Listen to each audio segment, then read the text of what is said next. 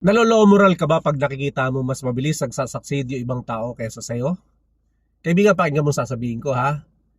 Don't compare your day 1 to someone else's day 20. Focus on getting better on what you're doing every single day. Sa opinion ko, the secret of massive success isn't luck. It's a daily progress. Tingnan mo to ha. Kung mag-i-improve ka lang ng 1% every day sa loob ng isang taon, 365% ang madadagdag sa galing mo. Kaya mag-focus ka sa sarili mong craft, hindi sa katrabaho mo o sa mga kakilala mo. Master your own path. Surround yourself with people that you can learn. Refine your skills. And be your own competitor. Ang kailangan mong talunin ngayon ay yung kahapon mong sarili. Wala nang iba. Ikaw kaibigan, anong skills ang sinisimulan mo nang i-master ngayon?